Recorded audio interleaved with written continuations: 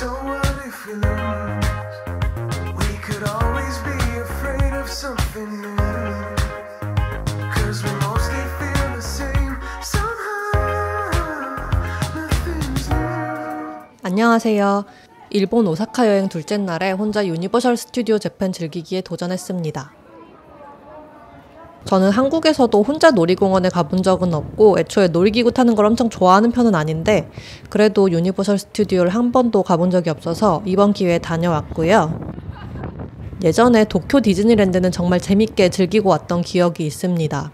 유니버셜 스튜디오 재팬에서 제일 기대가 되는 곳이 바로 슈퍼 닌텐도 월드랑 해리포터 구역이었어요.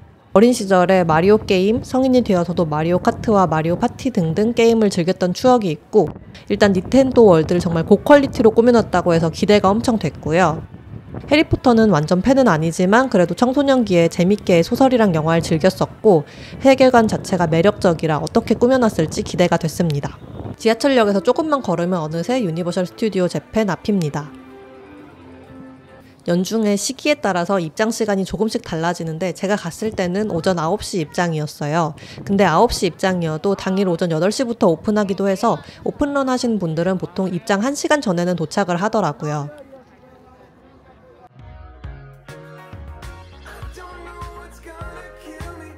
저는 오픈런까진 못했고 입장 시간보다 살짝 늦게 도착했습니다.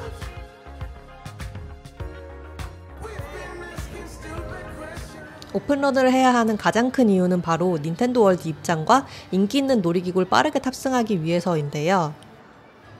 특히 닌텐도 월드 구역은 너무 인기가 많아서인지 시간대별로 입장 인원을 제한하고 있어서 유니버셜 스튜디오에 오픈런으로 입장을 한 후에 빠르게 바로 닌텐도 월드로 가서 입장을 해야 됩니다. 만약 오픈런을 하지 못했다면 유니버셜 스튜디오 재팬 앱에서 선착순으로 닌텐도 월드 입장 신청을 해서 이 정리권을 받으면 정해진 시간에 입장이 가능한데요. 이런 방법이 싫다면 사전에 유니버셜 스튜디오 입장권과 별도로 닌텐도 월드 구역 입장권을 추가로 미리 구입을 해야 합니다. 닌텐도 월드 내에 있는 어트랙션을 탈 수 있는 익스프레스 티켓을 추가 구입하면 되는데요. 스튜디오 입장권만으로도 이미 거의 10만원 정도여서 저는 추가로 다른 티켓을 구입하고 싶진 않았어요. 그래서 그냥 입장 후에 유니버셜 스튜디오 재팬 앱에서 닌텐도 월드 이 정리권을 선착순으로 신청을 했어요. 오전 10시쯤에 신청을 하니까 오후 5시경에 닌텐도 월드 입장할 수 있는 이 정리권을 주더라고요. 그래서 오후 5시까지 유니버셜 스튜디오 내 다른 구역들을 최대한 돌아보고 마지막으로 닌텐도 월드 구경한 후에 퇴장해야겠다는 계획이었고 입구에서 가까운 구역들부터 돌아보기 시작했습니다. 제일 먼저 눈에 띄었던 것이 바로 귀멸의 칼날 어트랙션이었는데요. 저는 귀멸의 칼날을 안 봐서 큰 흥미가 없어서 패스했는데 이게 엄청난 인기 어트랙션이더라고요. 그리고 입구에 가까운 구역이 헐리우드랑 뉴욕 구역인데 여기는 예쁜 배경이 많아서 사진 찍기에 좋아 보였습니다. 여기는 사실 낮에도 예쁘지만 밤에 조명이 나올 때가 훨씬 예쁘더라고요.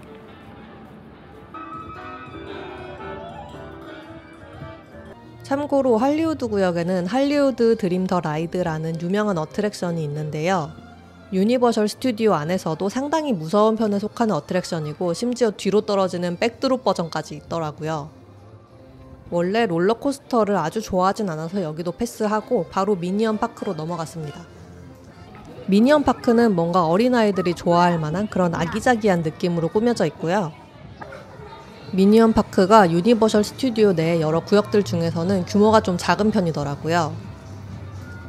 미니언 메이햄이라는 라이드 어트랙션을 타볼까 했는데요. 원래 혼자 온 방문객은 싱글 라이딩이 가능한 어트랙션을 탑승을 하면 다른 단체 대비 웨이팅 시간이 훨씬 줄어드는데 아쉽게도 이날 미니언 메이햄은 싱글 라이딩이 안 됐습니다. 원래 싱글 라이딩이 되는 기구라도 방문일에 따라서 싱글 라이딩이 안 되는 날도 있다고 합니다. 미니언 파크 구경을 간단히 마치고 그 다음으로 주라기 공원 구역으로 넘어갔는데 마침 더 플라잉 다이너소어 어트랙션이 싱글라이더 대상이어서 바로 타보기로 했습니다. 이 어트랙션도 유니버셜 스튜디오 재팬 안에서 꽤 무서운 편에 속하는 놀이기구인데요. 익룡한테 잡혀서 날아가는 먹잇감이 되어보는 그런 컨셉으로 만들어졌다고 합니다. 싱글라이더로 탑승을 하니까 체감상 포기된 웨이팅 시간의 거의 절반 정도만 기다렸던 것 같아요. 이거 꽤 무서운 어트랙션이었는데 특히 시선이 일반 롤러코스터와는 또 달리 완전 아래를 내려다보면서 날아가는 기구여가지고 이거 식사한 직후에는 타지 않으시는 것을 강력히 추천드립니다. 어트랙션이 빠르게 움직이고 흔들리는 것도 있는데 일단 아래를 보면서 타는 거여서 놀이기구 잘 못타는 분이 밥 먹고 타면은 토하기 딱 좋아 보입니다. 유니버셜 스튜디오 앱에 어트랙션이랑 레스토랑 위치 이런 거랑 같이 길거리에서 펼쳐지는 스트리트 쇼 시간이랑 위치도 표기가 되는데요. 마침 주라기 공원 구역에서 공룡을 가까이서 만날 수 있다는 스트리트 쇼가 예정이 되어 있어서 한번 보기로 했습니다. 갑자기 길거리에 트리케라톱스랑 새끼가 등장했는데 상당히 진짜 같아서 재밌었고요. 유니버셜 직원분이 일본어로 공룡들에 대해서 설명을 해주시더라고요. 이게 어린이 대상이어서 좀 쉬운 일본어라 대충 알아들을 수 있는 말들도 있긴 한데 그래도 외국인은 100% 알아듣긴 어렵습니다. 그나마 구연동화식으로 좀 풍성하게 연기를 해주셔서 눈치껏 대충 어떤 설명인지 어떤 상황인지 추측할 수 있는 정도이고요. 저는 어렸을 때 공룡 중에 트리케라톱스가 호감상이었는데 일본에서도 뭔가 트리케라톱스가 인기 공룡인 듯한 그런 느낌이었어요.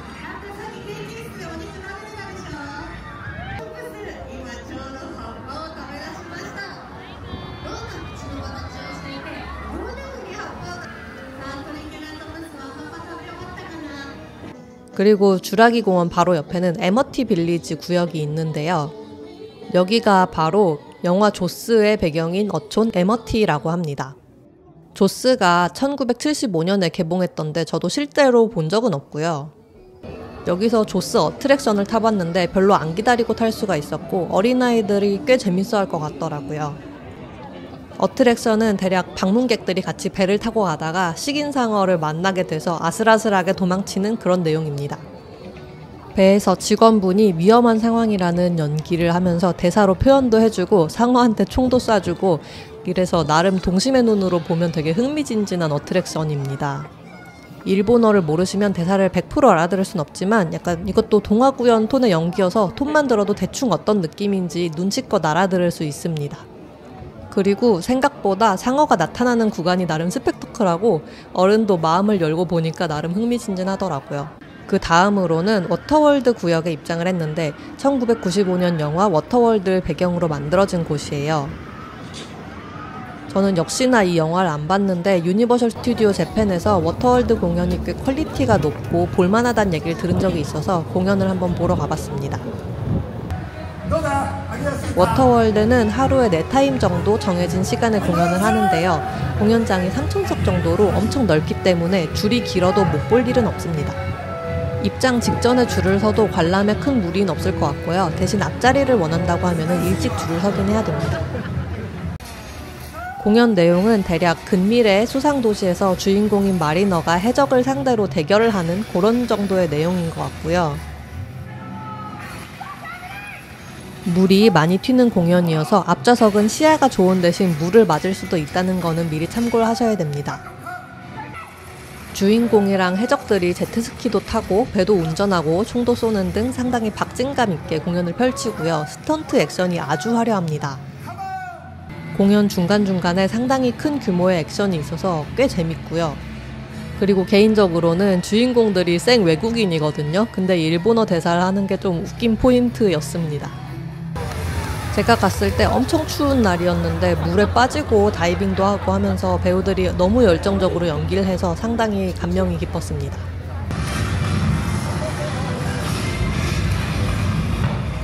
워터월드 공연을 본 후에는 해리포터 구역으로 넘어갔는데요.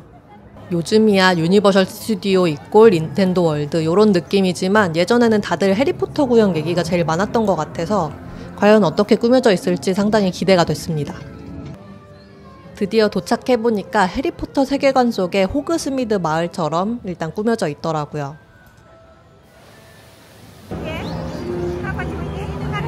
해리포터 구역이 인기가 많은 건지 사람이 진짜 많았습니다. 안쪽으로 좀 더 들어가면 익숙한 호그와트 성이 보이고요. 성 규모감이 상당했는데 사실 안쪽까지 다 꾸며진 걸 볼 수 있진 않고 겉모습만 감상할 수 있는 그런 모습이었어요.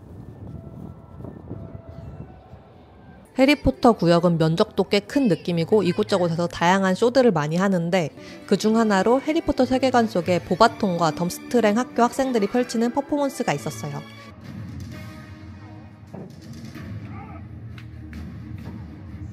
쇼를 보다 보면 덤스트랭 남학생들의 퍼포먼스가 훨씬 고퀄리티인 느낌인데 어쩔 수 없이 우아한 보바통 여학생들의 연기에 더 눈이 가는 그런 쇼였습니다. 같은 자리에서 히포그리프의 매지컬 레슨이라는 쇼도 진행됐는데 대략적인 스토리는 마법 생물인 히포그리프와 친구인 호그와트 학생이 있어서 뭔가 히포그리프를 어떻게 다루는지 배워보는 그런 시간이고요. 호그와트 각 기숙사별 학생들이랑 교수님이 등장해서 거의 대사랑 연기만으로 진행을 합니다.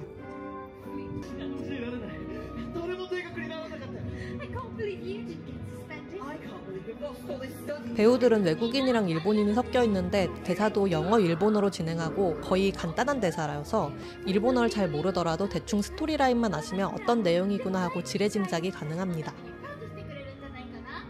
해리포터 구역은 다양한 샵들도 많아서 기념품 사가기 좋은데 호그와트 기숙사별 망토나 목도리, 지팡이 같은 것들이 많아요. 이날 날씨가 너무 추워서 망토라도 하나 사서 걸칠까 했는데 가격표 보고 그냥 내려놨습니다.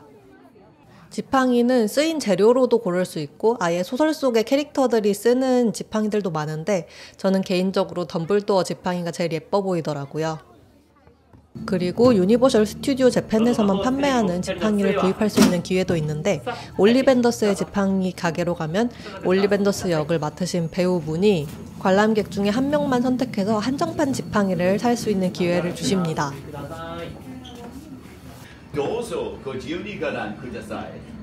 저도 약간 기대하면서 들어갔는데 웬만하면 어린아이들한테 기회를 주는 것 같고요. 관람객들 중 한 명을 골라서 이것저것 말 걸고 물어보다가 지팡이 구입할 기회를 주는데 일본어, 영어로만 대화가 가능하다 보니까 일본인이거나 최소 영어를 할 줄 아는 사람이 유리할 것 같습니다.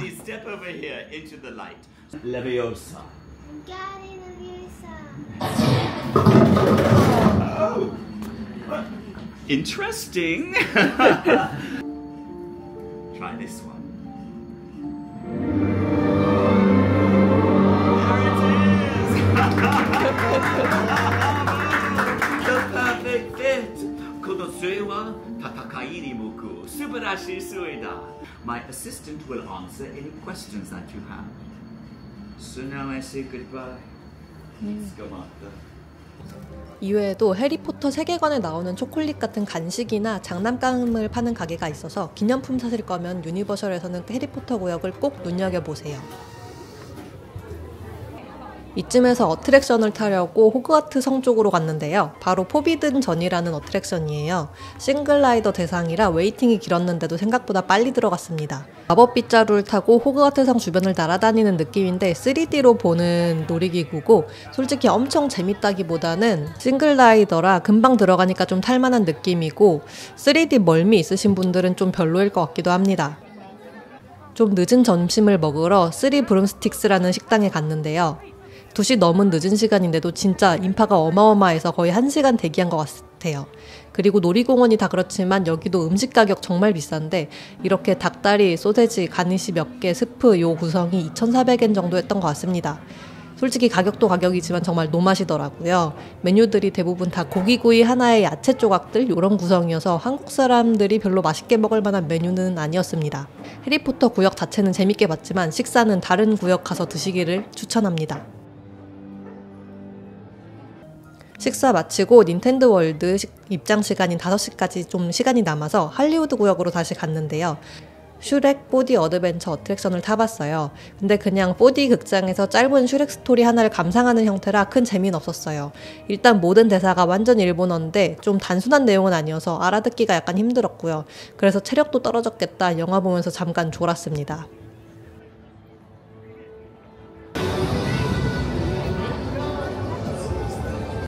오후 4시쯤 되니까 싱글라이더 어트랙션도 인기 있는 것들은 거의 2-3시간 대기를 해야 돼서 못하겠더라고요. 그래서 잠시 시간 때우려고 기념품샵 구경을 했는데 개인 취향이긴 하지만 디즈니월드 제품보다 뭔가 다양성이나 디자인이 좀 아쉬웠습니다. 물론 디즈니랜드도 몇 년 전 가본 거라 지금은 어떤지 모르겠지만 유니버셜은 뭔가 귀엽거나 소장 욕구 자극하는 게 별로 없더라고요. 기념품 샵들 보다가 약간 허기가 져서 마리오 컨셉의 디저트 가게에 갔습니다. 일본은 관광객이 오는 곳이면 대부분 이렇게 QR로 편하게 주문을 할 수 있게 되어 있더라고요. 디저트 받았는데 전폰에 취식이 불가능해서 어쩔 수 없이 노상을 깠습니다. 이날 터틀넥 스웨터에 패딩까지 입고 갔는데 너무 춥더라고요. 겨울에 유니버셜 가시는 분들은 바람이 정말 세게 부니까 꼭 따뜻하게 챙겨 입고 가시길 바랍니다. 드디어 말로만 듣던 슈퍼 닌텐도 월드에 입성을 했습니다.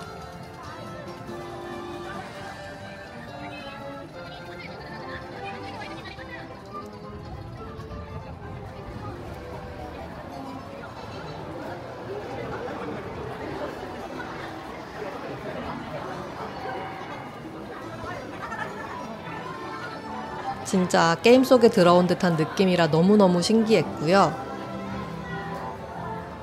조금 아쉬운 게 닌텐도 월드 색감상 밝은 낮 시간에 와야 정말 쨍하니 예쁜데 5시면 겨울에 이미 해가 졌을 무렵이라 이미 어둑어둑해서 그 점이 너무너무 아쉬웠어요. 그래도 저녁 때 예쁘게 조명 켜진 닌텐도 월드는 처음 봐서 신기했습니다.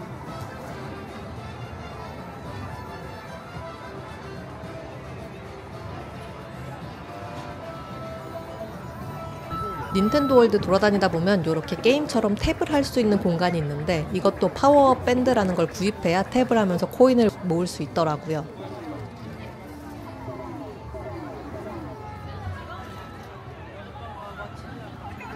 닌텐도 월드가 정말 예쁘게 꾸며져 있어서 사진 찍기가 참 좋은데 사람이 너무 많아서 사진을 찍을 수가 없는 그런 상황이었습니다.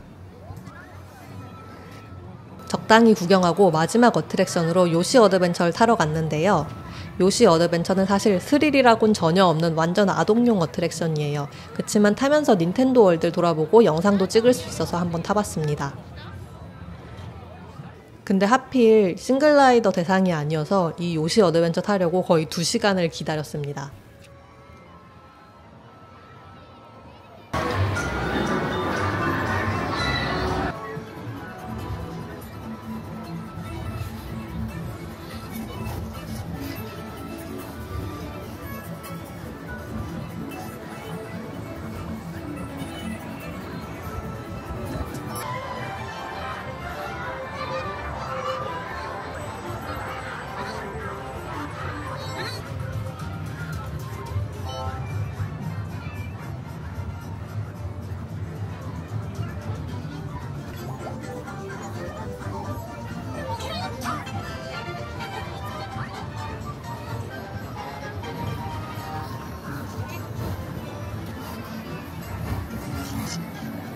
이제 엄청 어두워진 유니버셜 스튜디오를 뒤로 하고 다시 지하철 타러 갑니다. 진짜 피곤했는데 또 나가려니까 되게 아쉽더라고요.